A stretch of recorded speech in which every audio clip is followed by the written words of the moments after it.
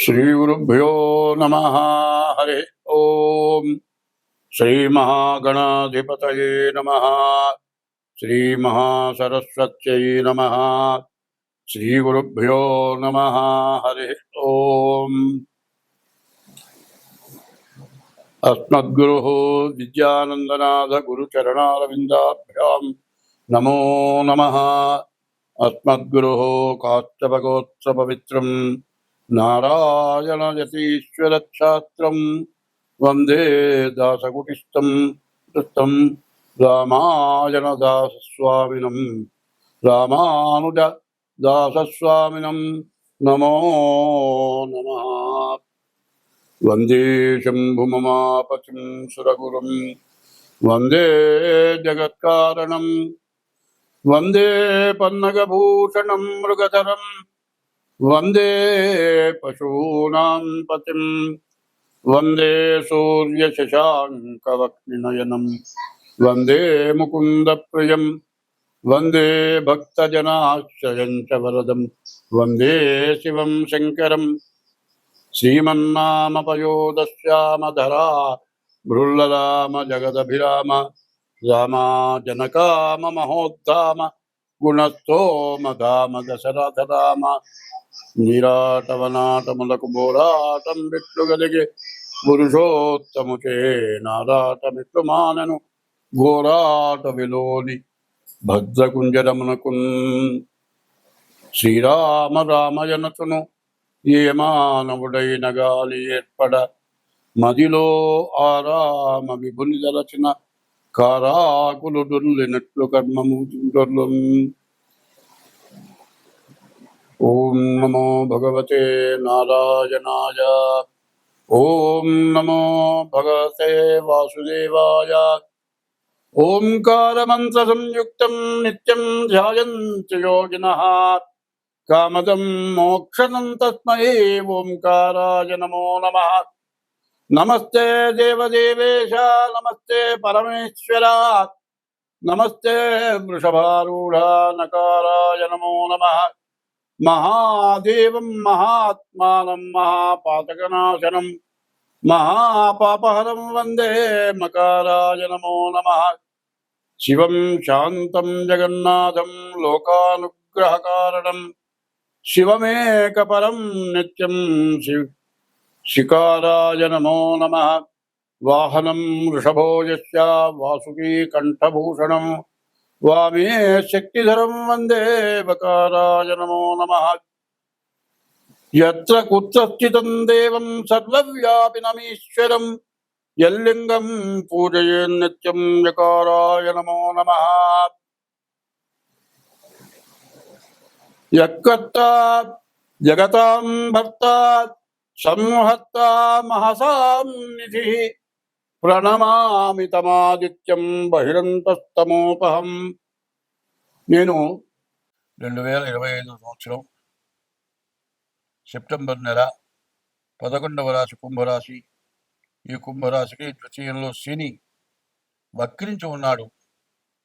కుంభరాశికి మీనరాశికి కూడా సంబంధించినటువంటి స్థితిలో ఉంటాడు. ఈ కుంభరాశి వాళ్ళు చాలా జాగ్రత్తగా ఉండాలి. ఎందుకంటే బాకీలు తెచ్చుకునే సమయం. దీనివల్ల ఎంత కష్టంగా ఉంటుంది అంటే, అంతా బాకీ తీర్చామండి, ఓ 10 లక్షల బాకీ ఉంది తీర్చావు, చివరికి వచ్చేప్పుడు 1000 రూపాయలు అయింది. ఇన్నాళ్ళు వచ్చుకున్న నాకు వాడు 1000 రూపాయలేగా, 1000 రూపాయలు ముందు నాకు ఇచ్చావు తొలిపోతాడు. 1,00,000 రూపాయల బాకీ వాడు 99 తీసుకుంటే బాగానే ఉంది. ఈ 1000 రూపాయలే కదయ్యా, 1000 రూపాయలు 99,000 ఇచ్చిన వాడి 1000 రూపాయలు ఇవ్వలేవా? వాడి దగ్గర 99,000 ఉన్నాయి కాబట్టి నువ్వు 1000 రూపాయలు ఇవ్వలేవా అంటాడు. వీడు 1000 రూపాయలు ఇవ్వడానికి తినడానికి బియ్యం లేవు ఇంట్లో. నిన్నటి రోజు నుంచి అన్నందల్లా. వాడి బాధ వీడికి ఏమైనా అర్థమవుతుందా? అది అర్థం చేసుకోవాల్సిన అవసరం ఉంది. గట్టిగా నిలేసి నీవు గంటలో ఇవ్వకపోతే మర్యాద కూడా తంతానన్నాడు అనుకో, వీడు ఏదో చేసుకొని ప్రాణం తీసుకుంటాడు. ప్రాణాపాయ సమయం ఇది. ఎవరైనా సరే మంచిగా మార్చుకోండి. అయ్యా ఖచ్చితంగా ఇస్తానయ్యా, నేను నువ్వు రావద్దయ్యా, ఇంటికి తెచ్చిస్తానయ్యా అని మంచిగా ఎప్పుడైనా సరే కాళ్ళు పట్టుకోను దండం పెడితే ఎవడేం చేయలేడు. కత్తి తీసుకొని నరగటానికి వచ్చిన వాడు కూడా దండం పెడతానయ్యా, నా పెళ్ళాం పిల్లలు అన్యాయం అయిపోతారయ్యా, నన్నేం చేయొద్దయ్యా, నీ బాగి తీరుస్తానయ్యా, అట్లా తీర్చలేకపోతే నీ ఇంటి ముందు కుక్క పుట్టే తీరుస్తాను, కుక్కగా పుట్టేయా తీరుస్తానయ్యా అంటే నరకటానికి వచ్చిన వాడు కూడా దయగలుగుతుంది. అందుకే తన కోపమే తన శత్రువు, తన శాంతమే తనకు రక్ష, దయ చుట్టంబవు. నీవు ఈ విధంగా మాట్లాడబడి దయ కలుగుతుంది, దయ చుట్టం అవుతుంది. కాబట్టి ఏలినాటి శని చివర భాగం. ఈ కుంభరాశి వాళ్ళు రకరకాలైన కష్టాలు ఉన్నాయి. కాబట్టి ప్రతిరోజు శివాలయానికి వెళ్ళండి, నవగ్రహాల గుళ్ళోకి వెళ్ళండి, శనికి 9 ప్రదక్షిణాలు చేయండి, ఈశ్వరుడికి 11 ప్రదక్షిణాలు చేయండి. గుళ్ళోకి వెళ్ళేటప్పుడే కాళ్ళు కడుక్కోండి. నవగ్రహాల గుళ్ళో నుంచి బయటకు వచ్చిన తర్వాత కాళ్ళు కడుక్కోబాకండి. ఇంటికి వెళ్ళంగానే కూడా కాళ్ళు కడుక్కోబాకండి. ఇంటికి వెళ్ళి కొంచెంసేపు కూర్చున్న తర్వాత కాళ్ళు కడుక్కోండి.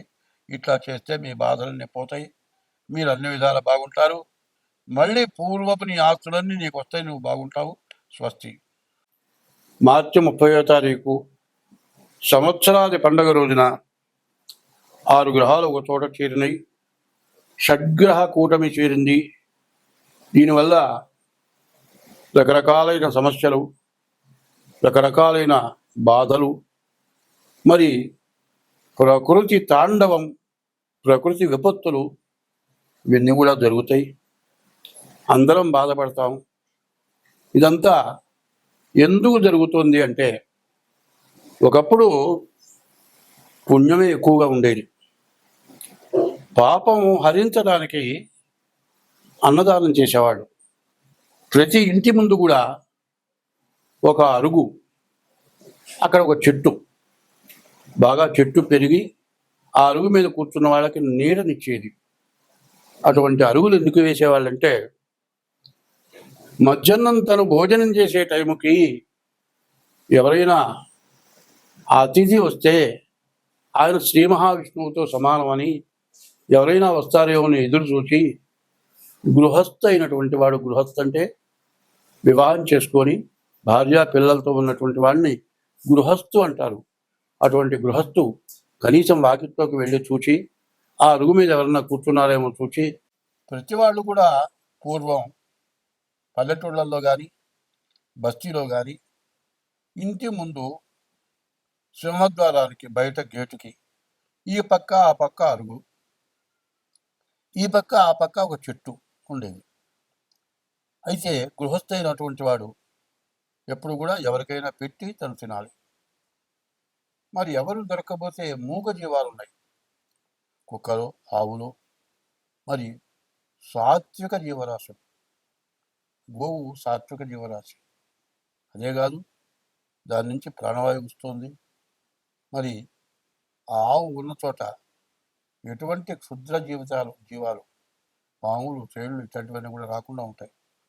అందుకోసమని ఆవులను మేపటం, ఆవులకి ఆహారం పెట్టడం. తను తినబోయే ముందు వాకిట్లోకి వెళ్ళి ఎవరైనా సరాసరి వచ్చి అన్నం పెట్టమంటే లేదనే ప్రసక్తి లేదు. అట్లా కాదు, బయటికి పోతే ఆ రోజుల్లో బస్సులు, రైళ్ళు, మరి ఇట్లాంటివి లేవు, కార్లు, సైకిళ్ళు, మరి 2 వీలర్స్ లేవు. ఒక ఊరి నుంచి ఒక ఊరికి నడిచి ప్రయాణం చేసేవాళ్ళు. అట్లా వస్తుండగా మరి 20 కిలోమీటర్లు, 30 కిలోమీటర్లు బయలుదేరి నడిచి ఒక ఊరి నుంచి ఒక ఊరికి వెళ్ళేవాడు. మరి అన్నం మూట కట్టుకొచ్చుకుంది మధ్యలోనే అయిపోతుంది. మళ్ళీ కొంత దూరం వెళ్ళేవాడికి ఆకలి అవుతుంది. నడవడం మీద ఇంకా ఆకలి పెరుగుతుంది. చివరికి ఎక్కడన్నా కాస్త మంచినీళ్ళు తాగి ఎవరి వాకిట ముందు అరుగు మీద కూర్చుంటే ఆ గృహస్థ అయిన వాడు చూసి, నాయన ఎక్కడికి పోతున్నావు, అన్నం తిన్నావా అని అడిగి పిలిచి అన్నం పెట్టేవాడు. అది ఎందుకు అనేది కొద్దిగా తెలియాలి. అన్నదానాన్ని మించిన దానం లేదు, తల్లిదండ్రుల కంటే మించిన దైవం లేదు. సత్యము, శీలత, ధర్మము, వీటిని మించినటువంటి ధర్మాలు లేవు. ఇవి సత్యము, శీలత, ధర్మం అనేది అది గొప్ప తపస్సు కింద లెక్క. దయ, ఆ దయ ఎట్లా ఉండాలి అంటే, మనం ఇంట్లో వరకే వండుకున్నాం, మన వరకే సరిపోతుంది, ఇంకొక మనిషి వస్తే చాలు. అట్లాంటి టైంలో ఎవరైనా వస్తే ముందు ఆ మనిషికి కడుపు నిండా పెట్టి మిగిలింది తిరిగాస్త తింటే చచ్చిపోం, బతుకుతాం. తర్వాత అవసరమైతే వండుకొని తింటాం. అది దయ.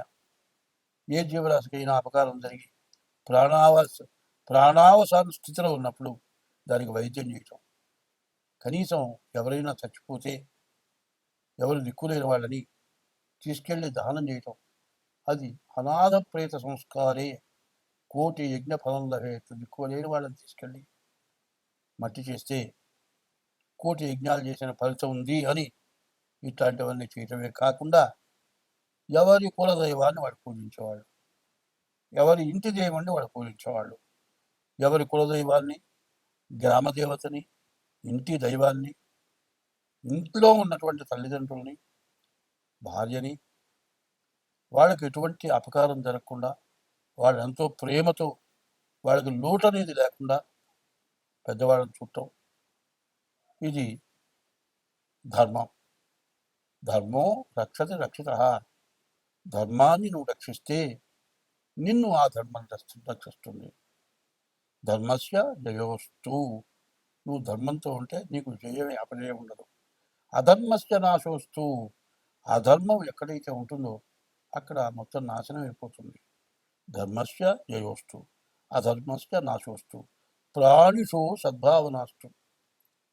ప్రాణి, ఏ జీవరాశి ప్రాణి అయినా సరే మంచి భావనతో ఉండి దానికి బాధ కలిగినప్పుడు ఆ బాధ పోవటానికి మార్గం ఏదో చూచి దాన్ని బతికించేది ప్రాణిషు సద్భావనాస్తు. విశ్వస్య కళ్యాణమస్తు. విశ్వం అంటే ప్రపంచం మొత్తం. విశ్వస్య కళ్యాణమస్తు అని చెప్తుంది. అది అందరూ కూడా పాటించేవాళ్ళు.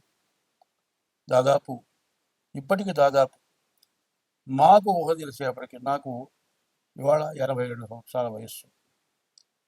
నాకు ఊహ తెలిసే రోజుల్లో అటువంటి సత్య ధర్మాల కట్టుబడి ఉన్నారు. అట్లా ఉన్నారని తెలియటానికి కారణం ఏంటంటే, నాకు 10 సంవత్సరాల వయసు వచ్చేవాడికి నా తండ్రి పూర్తిగా అనారోగ్యవంతుడు. నా తండ్రికి మూర్ఛలు అంటే ఫిట్స్ వచ్చేవి. అమావాస్యకి పౌర్ణమికి ఫిట్స్ వచ్చేవి. కింద పడి గెల గెల గెల గెల తన్నుకొని ఆ చేతులు కాళ్ళు కొట్టుకుపోయి దెబ్బలు తగిలి నడిచిపోతూ ఉంటే ఏ గోడ మీద పడతాడో ఎక్కడ పడతాడో తెలియదు. ఒళ్ళంతా దెబ్బలు తగిలి నాలికంతా బాగా కొరుక్కొని ఆ ఫిట్ వచ్చినప్పుడు ఆ పుండ్లు మారి అన్నం తినాలంటే కనీసం పాలు మజ్జిగ పోస్తే కూడా నోరు మంట పుట్టేది. అట్లాంటి బాధ నా తండ్రి పడ్డాడు. 10 సంవత్సరాల వయసు నుంచి ఆయనతో చాలా కష్టపడ్డాం. అట్లా ఆయన ఏమీ సంపాదన లేకుండా పోయినాడు. నాకు చెల్లెళ్ళు 2, నాకు అక్కలు 2, నా తల్లి తండ్రి, ఇంతమందివి జీవించాలి. ఏదో నా చేతనేది చేసి, బ్రాహ్మడికి పద్ధతి ఉంది, ఉపనయనము నాటి మాట ఉన్నది సుమతి అని. ఉపనయన రోజున ఎంత కోటీశ్వరుడైనా, రాజాది రాజులైనా ఒడుగైన తర్వాత భవతీ భిక్షాందేహి, భవాన్ భిక్షాందేహి అని ముష్టిస్తారు. అది ఎందుకంటే ఏ మహాపతివ్రత చేతి మీదుగా ఇచ్చినటువంటి దానం, ఆహారం, దానివల్ల మంచి విద్యావంతులు అవుతారని ధర్మశాస్త్రం చెప్తుంది. ఉదయం పూట ముష్టికి వెళ్ళేవారు బియ్యానికి, మధ్యాహ్నం పూట బ్రాహ్మణ ఇళ్ళకి మదవకానికి వెళ్ళి కష్టపడి చదువుకొని ఈరోజు కూడా వాళ్ళకి నేను చదువుకునే రోజుల్లో నాకు స్టైఫండ్ నెలకింతనిచ్చేవాళ్ళు. అట్లా వాళ్ళంతా ఇస్తే నా కుటుంబాన్ని పోషించుకొని నేను చదువుకొని మరి కుటుంబానికి చాలనంత సంపాదన వచ్చిందాకా చదువుకొని కనీసం అప్పుడు నాకు 300 వచ్చేవి. స్టైఫండ్ ఇచ్చేది. అందరి ఇంటిని కొంతమంది ఇచ్చేవాళ్ళు.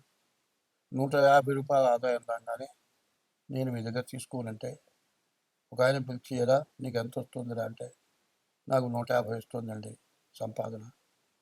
మరి మేము ఇచ్చేది ఎంత వస్తుందంటే 300 వస్తుంది.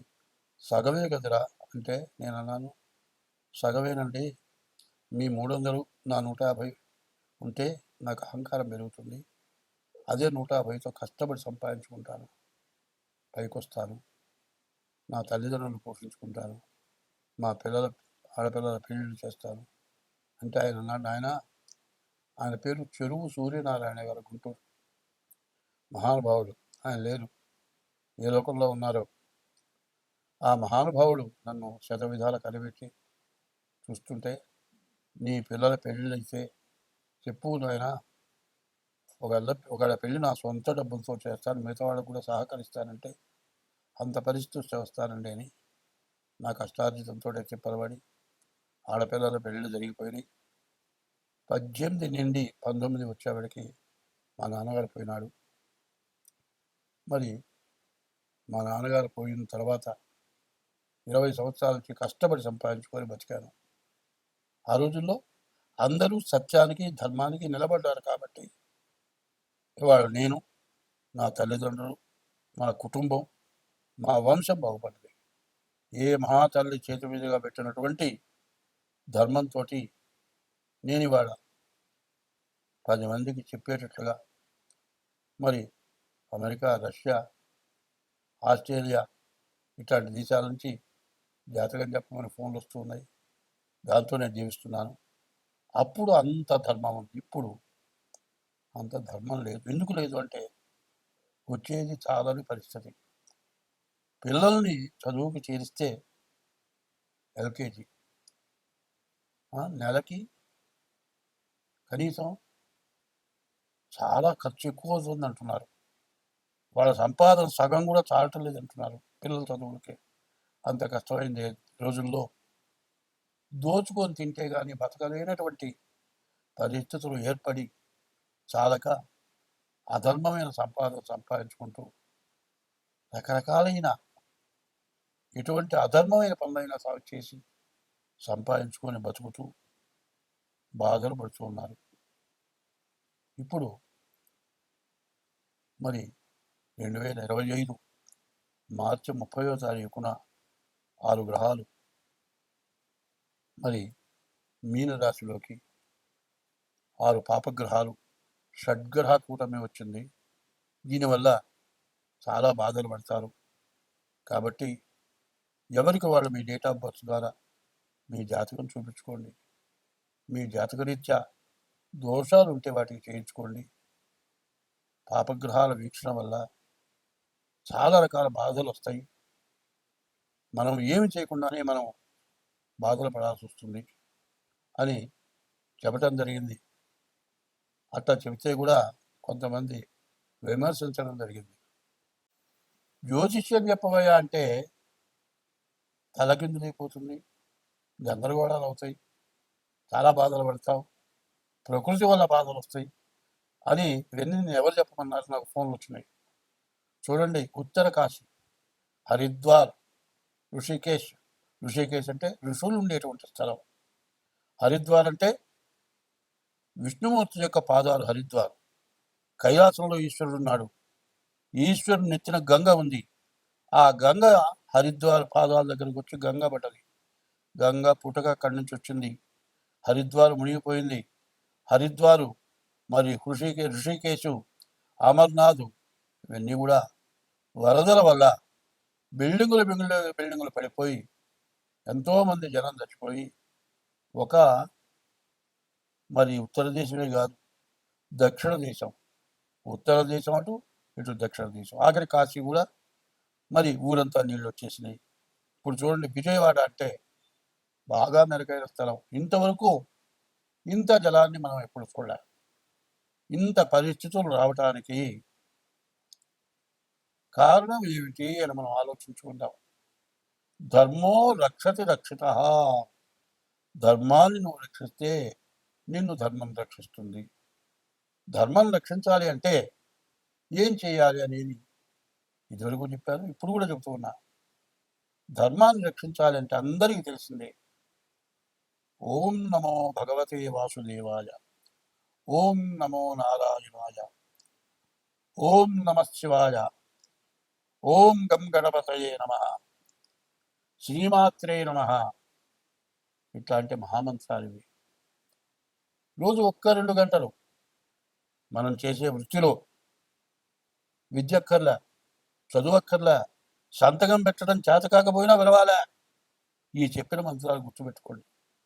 రోజు 2 గంటల పాటు మనం చేస్తే ఈ ఉపద్రవాలు, బిల్డింగులు కొట్టుకుపోయినాయి, జనంలో దాంట్లో పడిపోయినారు, శవాలు దొరకలేదు, కనీసం ఎవరు చచ్చిపోయినారో ఎవరు బతుకున్నారో తెలియనటువంటి పరిస్థితికి వచ్చాము. ఇవన్నీ రావటానికి కారణం ఏమిటంటే కన్యారాశిలో కుజుడు, మీనరాశిలో శని, వక్రించిన శని. శని కుజులు సమసప్తకం అన్నారు. ఈ సమసప్తకంలో ఉండటం చేత ఇటువంటి ఉపద్రవాలన్నీ వచ్చి ఈ పాపగ్రహాల వల్ల మనకు అనేక సమస్యలు, అనేక రకమైన బాధలు. మరి ఇది సెప్టెంబర్ 13 వరకు కుజుడు కన్యలో ఉంటాడు. సెప్టెంబర్ 13కి కన్య నుంచి తులకి కుజుడు వస్తాడు. అంతవరకు సరే. ఈ నీరు కొత్త నీరు వచ్చింది.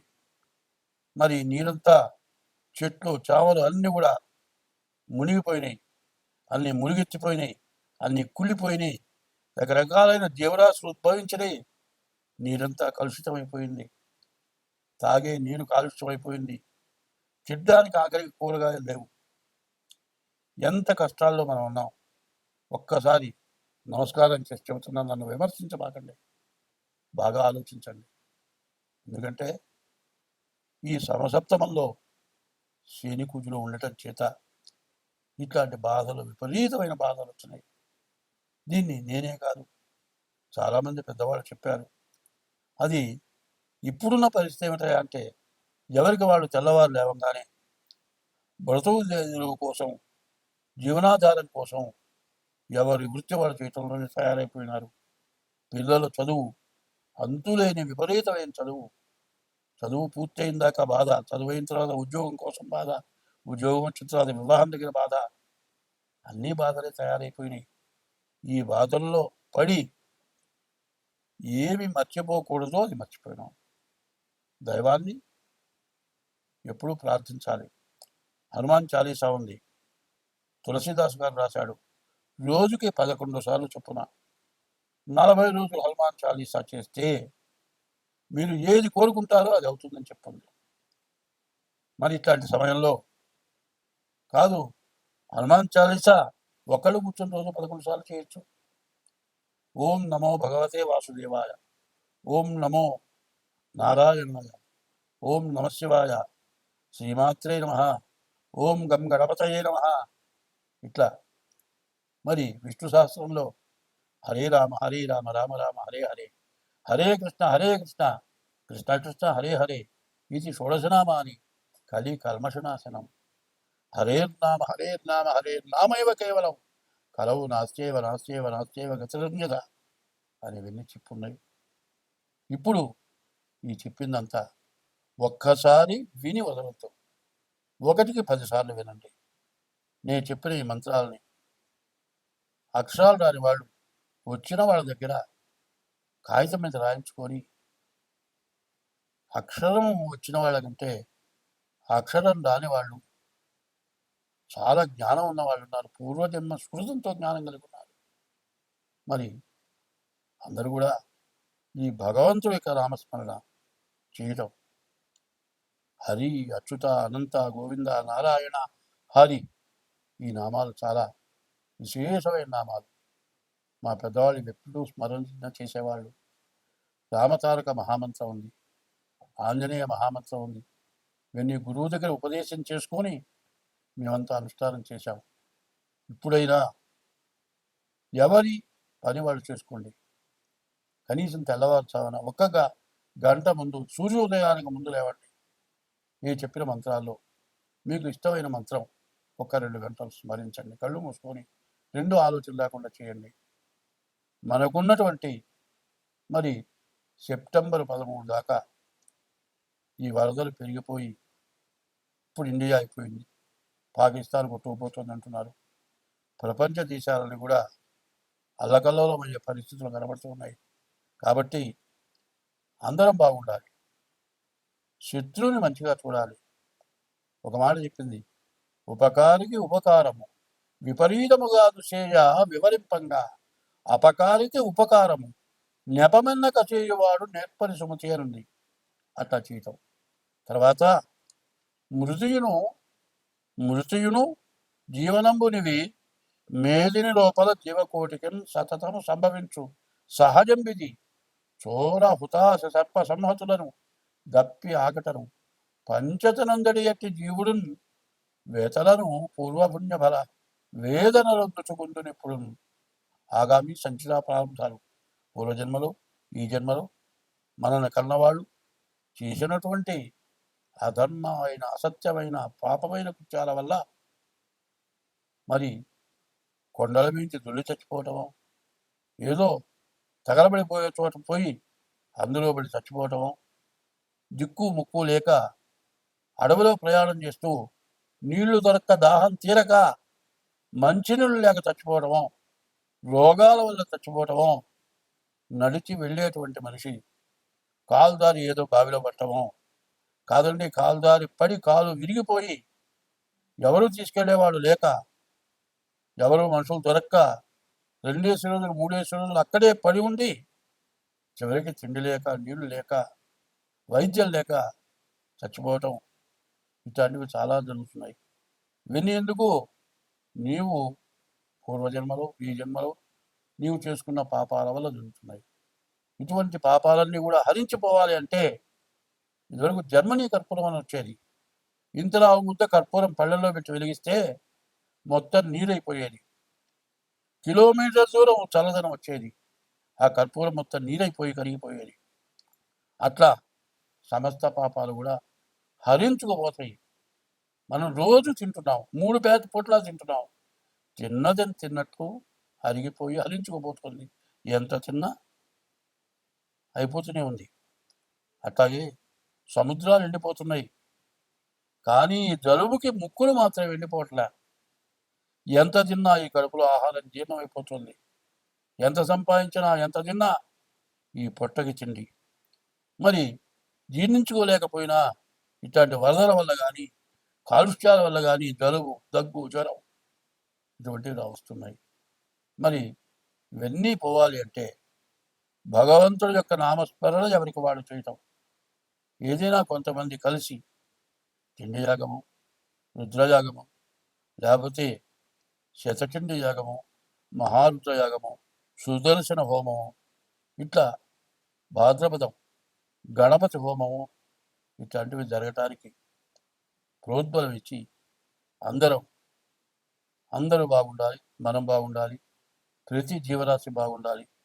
ఇటువంటి సదుద్దేశంతో అందరూ కూడా కలిసికట్టుగా ఉండటమే కాక ప్రత్యేకించి మీ డేట్ ఆఫ్ బర్త్ ద్వారా కానీ మీ హస్త సాముద్రిక ద్వారా కానీ మాకు కూడా తినటానికి నోరుంది, మరి హరించుకుంటానికి పొట్ట ఉంది. దీనికోసమే మేము కూడా జీవించాలి కాబట్టి తగిన ఫీజు చెల్లించి మీ జాతకాలు చూపించుకోండి. మీ జాతకాల్లో ఉన్న దోషాలు ఏమన్నా ఉంటే దానికి పరిహారాలు ఏమన్నా ఉంటే చెప్పడం చేయించడం కూడా జరుగుతుంది. మీరు ఎట్లా చేసుకోవాలి అనుకునేటట్లయితే మా ఫోన్ నెంబర్ 7801071946 ఇదొక నెంబరు, 6300061241 ఈ నెంబరు. ఈ 2 నెంబర్లలో ఏ నెంబర్కైనా ఫోన్ చేసి మాతో సంప్రదించి తగిన ఫీజు చెల్లించి మీ జాతకం చెప్పించుకొని ఈ కష్ట సమయం నుంచి అందరం బయటపడాలి అనే ఉద్దేశంతో చెబుతూ ఉన్నది. దీన్ని అందరూ కూడా శ్రద్ధతో విని నేను చెప్పింది ఏమన్నా తప్పులు ఉంటే తప్పులుగా భావించొద్దు, ఒప్పులుగా తీసుకోండి. హంస నీరక్షీణ న్యాయం అన్నారు. హంస పాలల్లో నీళ్లు కలిపితే నీళ్లు వదిలేసి పాలు తీసుకుంటుందట. ఇప్పుడు అట్లాగే నేను చెప్పిన దాంట్లో నీళ్లు లాగా పనికిరానివి తప్పుడు మాటలు ఎవరన్నా బాధ పెట్టే మాటలు ఉంటే వాటిని వదిలేసి నేను చెప్పే మాటలు ఏమైనా మంచి ఉంటే ఆ మంచిని మాత్రం తీసుకోండి, ఆ మంచిని అవలంబించండి. మీరు బాగుంటారు, నేను బాగుంటాను, అందరం బాగుంటాం, దేశం బాగుంటుంది. స్వస్తి.